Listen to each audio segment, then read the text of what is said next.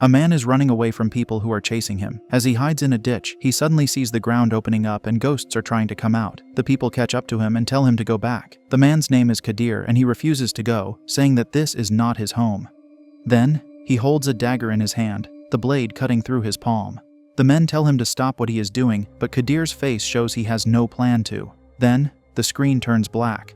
The next scene shows May and her stepdad, Mitt, driving to their new home in the province. Mitt is required by his boss to move there so he can stay closer to their factory, where he is the chief engineer. It is an old house that needs a lot of repair. Boy, Mitt's assistant who arranged the house for them, shows him around. May sets down her mother's urn. She just recently passed away due to a car accident with Mitt. They also brought their family dog, Bo, with them. Boy tells him not to let his dog wander outside as they are in a Muslim area, and some of them do not like dogs. As they are settling down, Mitt suddenly hears a ringing in his ears and looks for his pills. The sound is making his head hurt, and he cannot find the pills. He notices a door getting shaken by the wind, so he locks it. Then, he sees the talisman on top of the door, and he doesn't look happy with it. He removes all talismans around the house. He asks May if she has seen any of his boxes, but May hasn't. He also asks if she has any paracetamol. She gets it and gives him the bottle. Then, he notices the talisman on May's door and removes it as well. When asked by May why he did that, he doesn't answer. They hear Bo barking outside and find a Muslim man playing with their dog. Mitt notices that Bo seems upset. He checks what Bo is looking at, and it's a lifeless bird. He proceeds to throw it away along with the talismans. The next day, Mitt has to come early to work, so he tells May to go to school by herself. The ringing in his ears doesn't stop, so he looks for his pills in his drawers, but doesn't find it. It turns out that May is hiding the pills, knowing that it's not good for her dad. She heads to school and sees a store selling food. She stops by and meets Ya, a girl her age who goes to the same school. They walk together and start getting along. At work, Mitt asks his boss how long he needs to stay in this place. He tells Mitt that he just promoted him to chief, and then the accident occurred right after. He needs to perform well to convince the headquarters that he deserves the promotion. Then, Mitt sees the man who was playing with Bo the previous day, working in the same factory. When he comes back home, he sees May crying. Their dog Bo is lying lifeless on the ground. He accuses May of forgetting to lock him inside, but May insists she did. Upset, she gets in the house while Mitt mourns his dog's passing. He digs up a grave for Bo and buries him. A neighbor living down the street sees him and gives him a bowl of curry. The man advises that he should have his house blessed. The guy is a Muslim man and volunteers to ask his imam for help. Mitt gets back inside and throws the curry right away. He seems to harbor some sort of animosity towards the community. He even suspects that Bo was poisoned.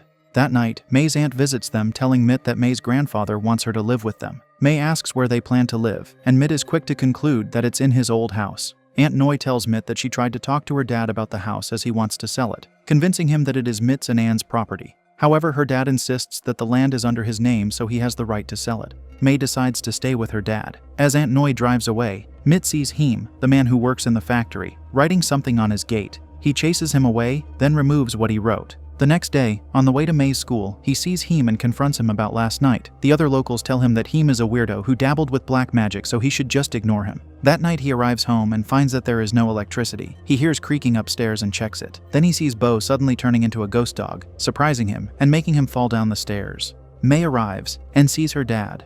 She is starting to really worry about him. The next morning, she gives him his pills back, saying she found them under the sofa. She also mentions that the neighbor invited them to their house on the weekend for a merit-making event. She tells him that since they are new here, they should try to be friendly towards the neighbors. May is chatting with Ya online when she gets a call from her dad, telling her he has to work overtime. While talking, he sees an alcohol flask in his drawers, wondering where it came from. Then, Mitt hears a different voice on the phone and gets frightened. He hurriedly goes back home to check on May. May is still upstairs, but he sees someone looking like May going outside the door. He follows it and sees a group of people clad in black. They turn around and transform into crows. This surprises him, and he accidentally falls on the canal. May finds him and helps him up. Weekend comes and May convinces her dad to go to the neighbor's event. She sees Ya and joins her while Mitt gets invited by the men upstairs. He looks around trying to find Heem, but the neighbors tell him he's not invited. They talk about how Mitt was a religious boy back in the day. However, he went to study in the deep south of Thailand, and his overly curious nature led him to dabble in black magic. Mitt looks at his ankle and sees a wound there, thinking Heem cursed him. Then, his ears start ringing again, and he sees his wound bleeding. In his eyes, everyone around him is laughing, and he starts getting terrified. He runs away from the scene and May follows him. They get back home and Mitt is clearly not in a good state. He starts spewing accusations that the neighbors poisoned Bo, and that they put a curse on them. He also shows him the wound in his ankle, but May doesn't see any wound. He tells May that Heem put the curse on him. May has had enough of her dad acting crazy. She tells him that if he doesn't get his act together, she will call her Aunt Noi to pick her up and live with them. Once he feels better, he apologizes to May. She tells him that if he really needs to stay in this place for his job, she will bring a monk or a Brahmin to bless the house, and even build a shrine. She sets one condition for him, and that's for Mit to see a doctor as soon as they leave this place. Mit agrees to her demands. The next day, they have the house blessed by the Brahmin. As people are digging up the spot where the shrine is to be put up, they find a dagger. This is the same dagger that Kadir used at the beginning of the film. May decides to keep it. Then, monks examine the house and they do not seem happy about what they feel around it at all. The next day, a machine overheats at work and Mit is not handling it well. Boy tries to tell him that the machine isn't shut down, but Mit just shouts at him, then tries to check the system in his computer. Boy decides to turn off the machine himself, and it stops the malfunction. The boss sees everything and is disappointed in Mit. He even confronts him about the alcohol he found in his drawer. May is heading home when she stops by the store where Ya and her friends are. Ya calls her and shares that a man recently hanged himself on the tree by the canal near their house. Ya invites her into her house and tells her that the man was from the same family that owned the house they live in. May curiously asks why there are so many Muslims in this area. Ya tells her that they moved from the south a long time ago. May asks if Muslims believe in ghosts. Ya explains that they believe in jinns. Jinns protect houses and are not like the ghosts seen in movies. When asked who can deal with jinns, Ya strangely recommends she talk to him. Later on, another man is found in a tree by the canal. The community is now very worried and asks the imam to do something. That night, Ya accompanies May to find Him. May explains that her father is sick and thinks Him put a curse on him. Him tells her he has no reason to do that. He advises May that what they need to do is move out of the house. He also comments that Mit threw away things and built things he shouldn't have, such as the talismans and the shrine.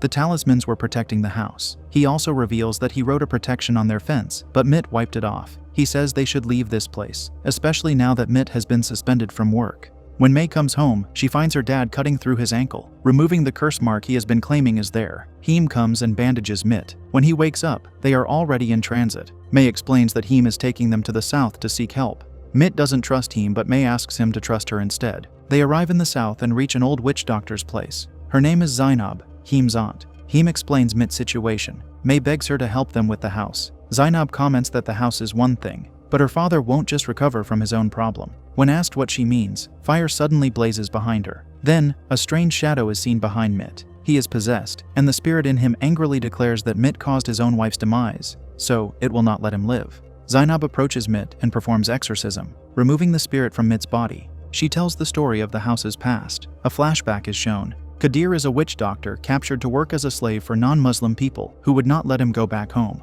Mud is his apprentice. Mud mentions that he can use his skills to work as a shaman for their captors, in his desire to stay in this land. He states that they can make this place their own. This angers Kadir as all he wants is to go back to his own land. They get into a fight. The next day, Mud betrays Kadir by telling their captors that he's planning to escape. The captor orders Kadir's arrest. The people chase Kadir, and this is when he puts a curse on the land. He curses all infidels and their servants, repeating the curse over and over until the other slaves subdue him. Mud gets scared upon hearing his curse and tries to stop him, but there is no stopping Kadir now. That is until the captor orders his head to be severed. Then, realizing his mistake, Mud retaliates and attacks their captor. He then buries Kadir's body along with his dagger. He seized the house and then made talismans which were distributed around the house, suppressing Kadir's curse.